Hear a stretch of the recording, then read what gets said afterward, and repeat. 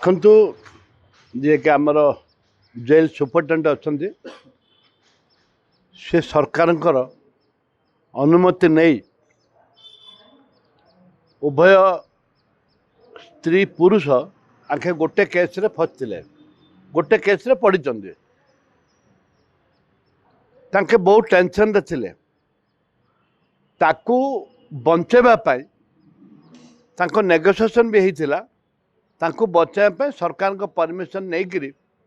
आज जेल भितर तांको विवाह करचंते विवाह करागला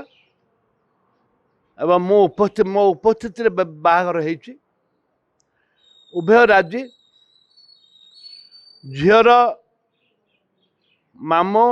तांका माँ आछंती पो लोक भी तांका पो झील मानकर लोक उपस्थित बाहागर होइछि आशा करुछि जे एपरी भाव हवा द्वारा ये गोटे समाज को गोटे मेसेज देले जेल सुपरिटेंडेंट समाज को गोटे मेसेज देले जे जेल रे रहिले मध्य ये परिवार छिन्न हबनी जेल रे रहिले मध्य परिवार छिन्न हबनी एवं समाज को गोटे मेसेज देले जे लोक सचेतन हुंतु जागृत हुंतु ये गोटे मेसेज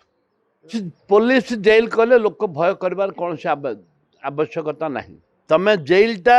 को ये किसी शिख किसी परिवर्तन हुआ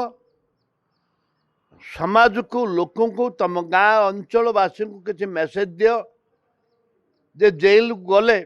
आम किसी सद्बुद्धि शिखुचु सद्बुद्धि आसूची एवं किसी ज्ञान आसूची ठाकुर प्रति गोटे ये आसूची मन आसूची ठाकुर को पूजा करने जे हिंदू मुसलमान ख्रिस्टियान सब आम एकत्रित होकर गोटे रोचु बसुचु उठुचु खाऊचु ये गोटे परंपरा सृष्टि होची। मो ना श्री संतोष कुमार पट्टनायक मु स्वतंत्र कारागार जयपुर जेल अधीक्षक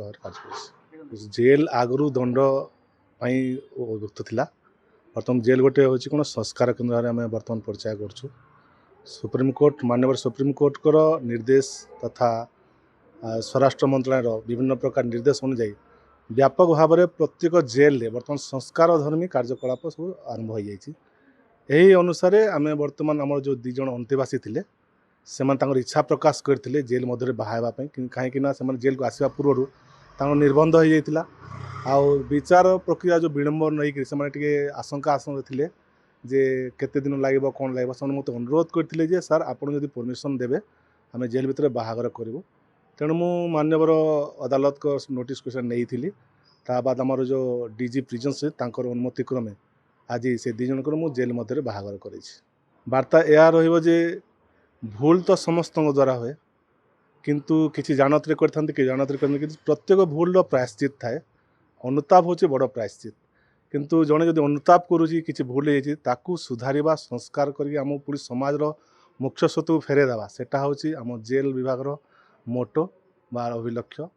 आम भावुँ ये हिसाब से आम समाज गोटे वार्ता देवु जे प्रत्येक मनुष्य चाहिए सुधारी पारे निजको प्रत्येक मनुष्य समाज आसी प्रत्येक अपराधी समाज आसी कौन व्यक्ति